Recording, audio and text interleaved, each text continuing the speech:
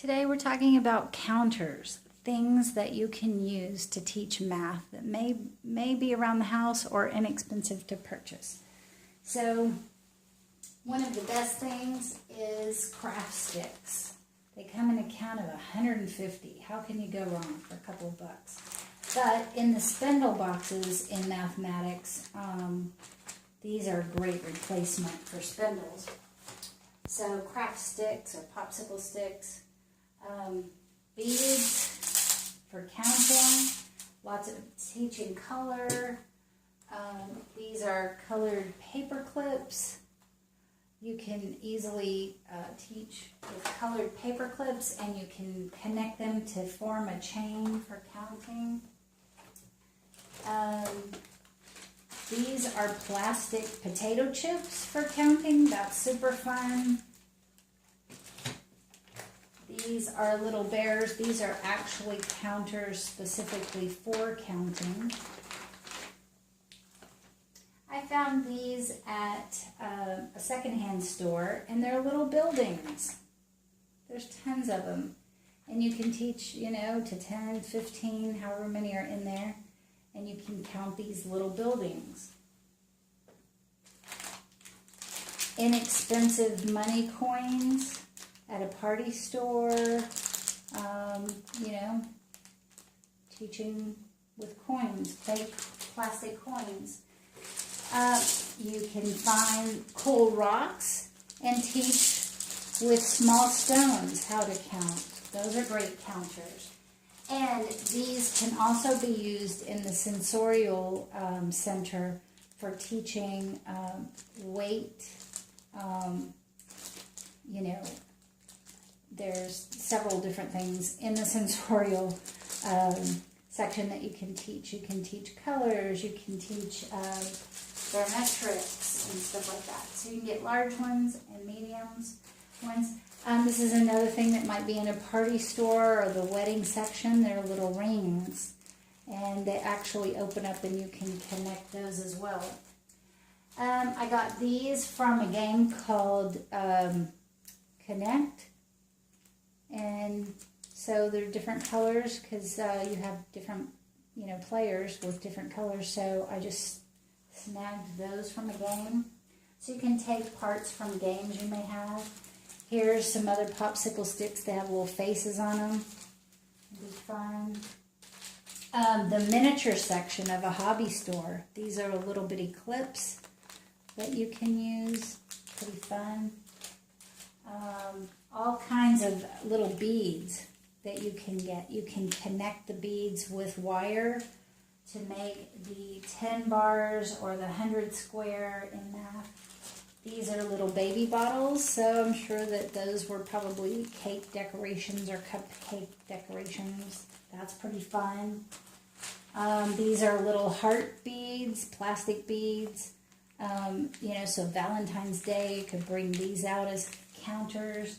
But you always want to rotate things. These are beans.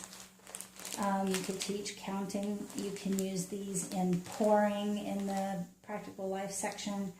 Counting, scooping, and you just want to be careful with small children where they stick things in their nose and stuff, but be careful with that. But these I found at a thrift store, and they're molars. They're like little teeth that open up, and you can put your teeth when they fall out in there, and those are fun to count.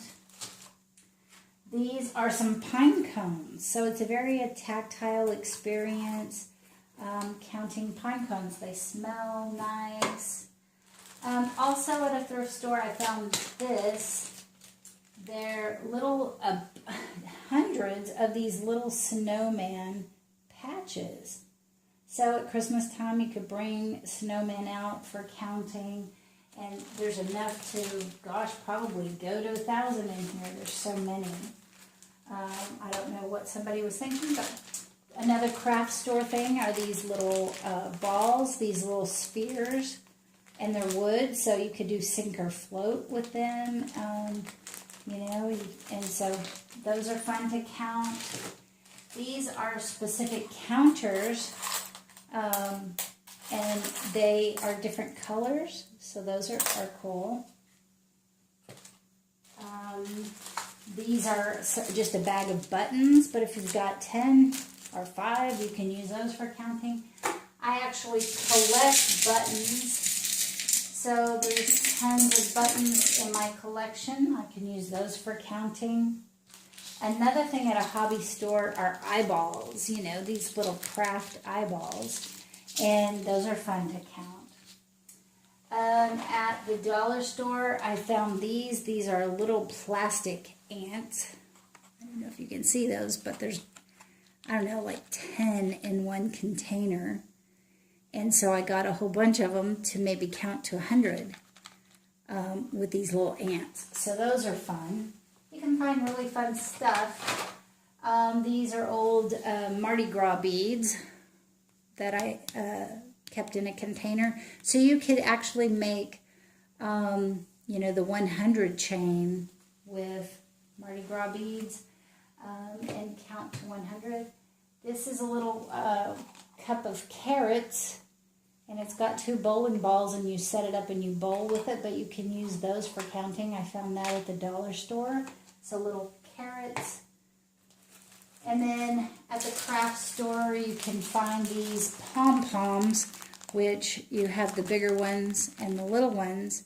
You can teach colors, theming, counting, and then also do crafts with them. That's kind of fun. Some more colored beads. And then all of these are like marbles. So you can put you can do counting, use them for grasping, and stuff like that. So some of these are flat and some of these are round. Again, just be very careful with small children. Here's some more. These are smaller, easy to count. These are really cool. I want to open these up and show you. I actually got these secondhand and didn't realize it until I came home and opened them. But these are actually little diamond-shaped gems.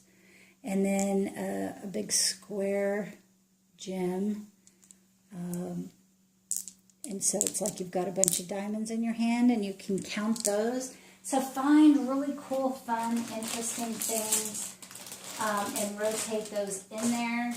Here's just a big bag of those kind of things you find in a craft store. Those are glass. And so you can find all kinds of things to count with. If you just want to use the pennies you have in your pocket or use your silverware, you can use spoons, a butter knife, forks. You can count those. You can count toothpicks, skewer sticks, things that are safe. But you can use things around your house to count. Go to a cheap thrift store or craft store and find stuff. But make it fun. Oh, and I didn't show you this other big bucket back here. A lot of people might find this fun. But poker chips make good counters as well. So I have a lot of poker chips. Not saying why, but I think they make great counters. So anyway, I hope that was helpful to give you some ideas. Please subscribe and like and keep watching videos. I have an entire series on teaching language the Montessori way and some ideas of how to keep it low cost. I have a series on mathematics, teaching mathematics, geography, sensorial, practical life. So it just goes on and on. Also game ideas for education for your children. Just some tips and tricks of where to spend your money wisely to educate your child at home. I hope that was helpful. Have a great day.